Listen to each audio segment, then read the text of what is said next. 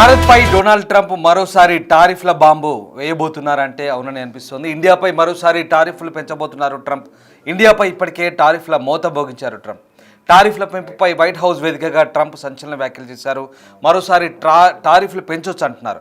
భారత్పై ఇంకా పూర్తి స్థాయిలో ఆంక్షల మోత మోగించలేదంటున్నారు. కేవలం 50% మాత్రమే టారిఫ్ విధించామంటూ ట్రంప్ వ్యాఖ్యానించారు. అయితే 100% కూడా పెంచొచ్చు అంటున్నారు.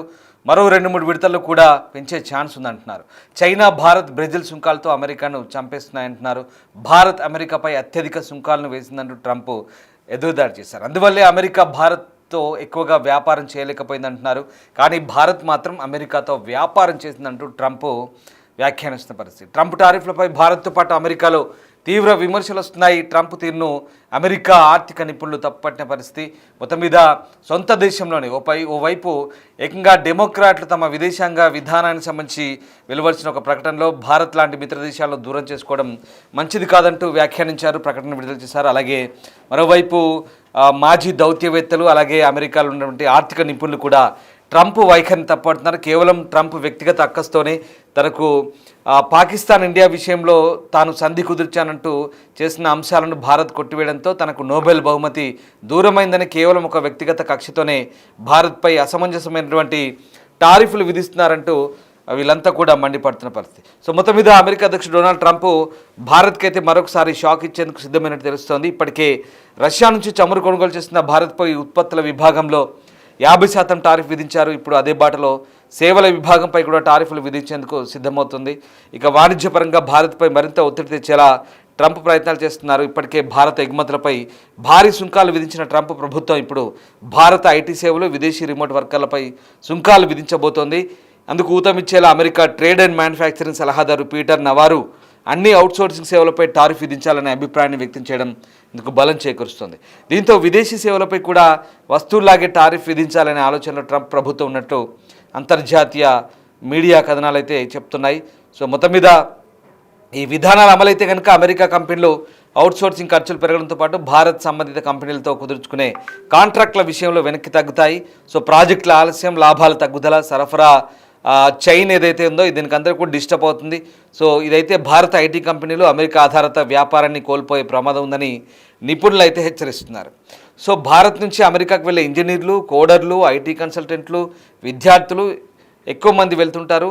So Infosys, TCS, Wipro, HCl వంటి సంస్థలు H1B వీసాల మెయిన్ స్పాన్సర్లు. సో ఈ వీసాల ద్వారా అమెరికాలో పనిచేసే ఛాన్స్ అయితే దొరుకుతుంది. కానీ ఇప్పుడు ఈ H1B వీసా వ్యవస్థ పునరుద్ధరించేందుకు ట్రంప్ ప్రభుత్వం ప్రణాళికలు అయితే రూపొందిస్తోంది. సో ఈ పరిణామాలు భారత్ తన ఐటీ రంగాన్ని విస్తరించేందుకు, వివిధ దేశాలతో వ్యాపార సంబంధాలు పెంచుకునేందుకు, అమెరికా ఆధారాన్ని తగ్గించేందుకు అయితే ప్రణాళికలు రూపొందించాల్సిన అవసరాన్ని మనకి ఇక్కడ సూచిస్తున్నాయి. సో ట్రంప్ పాలనలో భారత ఐటీ రంగం ఎదుర్కొంటున్న సవాళ్ళు భవిష్యత్తులో ప్రపంచ వాణిజ్య దృశ్యాన్ని మలుపు తిప్పే ఛాన్స్ అయితే ఉన్నట్టుగా నిపుణులు చెప్తున్నారు.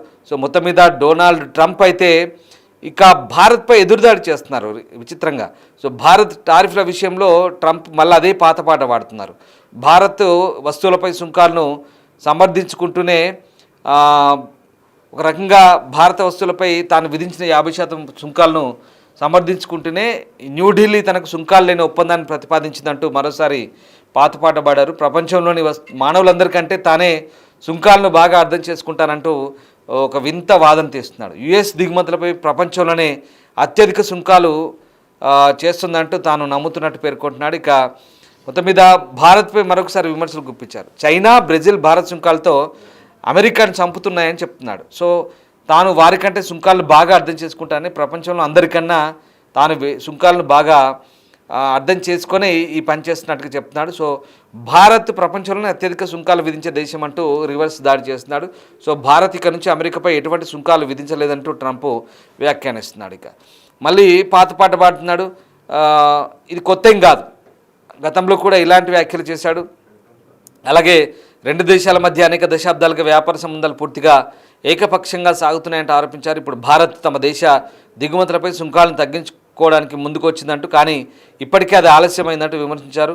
భారత్తో అమెరికా చాలా తక్కువ వ్యాపారం చేస్తుందన్నారు, కానీ భారత్ తమతో భారీగా వ్యాపారం చేస్తుందంటూ తెలిపారు. సో ఒక్క మాటలో చెప్పాలంటే అమెరికాకు భారీ మొత్తంలో వస్తువులను విక్రయిస్తుంది, కానీ ఎక్కువ ధరలకు ఎక్కువ ట్యాక్సులు వేస్తుంది భారతి అంటూ రివర్స్గా ఆయన మాట్లాడుతున్నారు. సో యుఎస్నే భారత్ అతిపెద్ద క్లయింట్. సో ఆ రకంగా యుఎస్ భారత్కు పెద్ద క్లయింట్ కాబట్టి ఇప్పటివరకు ఇరు దేశాల మధ్య దీర్ఘకాలిక ఉన్న వ్యాపార సంబంధాలు పూర్తిగా ఏకపక్షంగానే ఉన్నాయి. ఎందుకంటే భారత్ ఇప్పటివరకు యుఎస్ దిగుమతులపై ఎక్కువ సుంకాలు విధించింది. అందుకే యుఎస్ ఉత్పత్తులు తక్కువగా భారత్కు ఎగుమతి చేస్తున్నాం. అలాగే భారత్ సుంకాల విధానం కారణంగా అమెరికా కంపెనీలు అక్కడ వ్యాపారాలు చేయలేకపోతున్నాయి. ఇది పూర్తిగా ఏకపక్ష విపత్తు అంటూ ట్రంప్ విమర్శించారు. ఇంకా భారత్ చమురు సైనిక ఉత్పత్తులను రష్యా నుంచి కొనుగోలు చేస్తుంది, అమెరికా నుంచి చాలా తక్కువ కొనుగోలు చేస్తుంది. భారతీయ దిగుమతులపై అమెరికా సుంకాలు విధించడంతో ఇప్పుడు వారు తమ సుంకాలను తగ్గించుకుంటామంటూ ప్రతిపాదించారు. కానీ ఇప్పటికే ఆలస్యమైంది.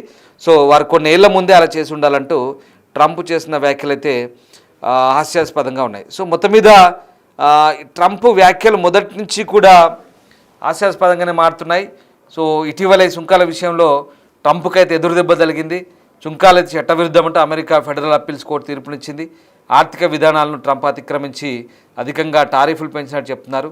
సో భారత్తో సంబంధాలు, టారిఫ్ వంటి విషయాలు ట్రంప్ తీసుకున్న వైఖరిపై అటు అమెరికా రాజకీయ నేతలు, మాజీ అధికారులు కూడా విమర్శలు చేస్తున్నారు. సో అటు పాకిస్తాన్తో కుటుంబ వ్యాపార ఒప్పందం కోసం భారత్ స్నేహాన్ని అమెరికా అధ్యక్షుడు డొనాల్డ్ ట్రంప్ త్యాగం చేశారని అమెరికా మాజీ భద్రతా సలహాదారు జేక్ సులేవాన్ వ్యాఖ్యానించారు. సో మొత్తం మీద ఇది అసలు వ్యవహారం ఏంటంటే భారత్తో ఈ 2 దశాబ్దాల సంబంధాలు తెంచుకోవడానికి WLF అని ఉంటుంది ఒకటి, ఆ సంస్థ. అందులో ట్రంప్ కొడుకులు, ట్రంప్ అల్లుడు కూడా భాగస్వామి. సో ఏకంగా డొనాల్డ్ ట్రంప్ ఇంటి సంస్థ అది. సో దాంతో పాకిస్తాన్ క్రిప్టో కరెన్సీకి లింకులు.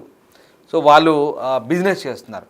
ఇక్కడ పాకిస్తానీలను సంతృప్తిపరచడానికి, అలాగే ఇక్కడ ఇండో పాక్ వార్ను తాను ఆపాను, నాకు నోబెల్ బహుమతికి నన్ను నామినేట్ చేయండి అని మోదీని కోరినప్పుడు మోదీ నిరాకరించడంతో ఇవన్నీ అక్కసు వెళ్ళగక్కుతూ దీనికి రష్యా చమురు ముడిపెడుతూ ఒకటి తలా తోకలేని మాటలు మాట్లాడుతూ ఎక్కడెక్కడో ముడిపెడుతూ ట్రంప్ చేస్తున్న ఏకపక్ష నిర్ణయాలు ఇవన్నీ కూడా వ్యక్తిగత కారణాలే. అసలు అమెరికా వ్యవస్థకి ట్రంప్ అనే ఒక వ్యక్తి ఒక అధిపతిగా ఉన్నాడు కాబట్టి అక్కడ అడ్మినిస్ట్రేషన్కి కేవలం ఆ అధ్యక్ష పదవిని అడ్డు పెట్టుకొని తన వ్యక్తిగత లావాదేవీల కోసమే ఇప్పుడు ఇండియాని ఇంతలా బాధ పెడుతున్నాడు అనేది చాలా సుస్పష్టం. అది అమెరికన్లే అంటున్నారు. సో ఇక్కడ అమెరికా కోర్టు కూడా మొట్టికాయలేసింది. నువ్వు ఆర్థిక అధికారాలను అడ్డు పెట్టుకొని పెత్తనాలు ఏంటి, అసలు అసమంజసం ఒక్కటి కూడా సహేతుకంగా లేవు నువ్వు చేసే పనులంటూ కూడా అక్కడ కోర్టు కూడా చెప్తుంది. అయినా కూడా కోర్టును కూడా ధిక్కరిస్తున్నారు. సో ఇది ట్రంప్ పరిస్థితి. ముందు తేలబోతుంది. భారత్ ఏమంతా చూస్తూ ఊరుకోదు. ఏ రకంగా ఉండబోతుంది, ఎలాంటి పరిస్థితులు తలెత్తాయనేది ముందు ఆ పర్యవసానం ఏంటో వేచి చూడాల్సింది.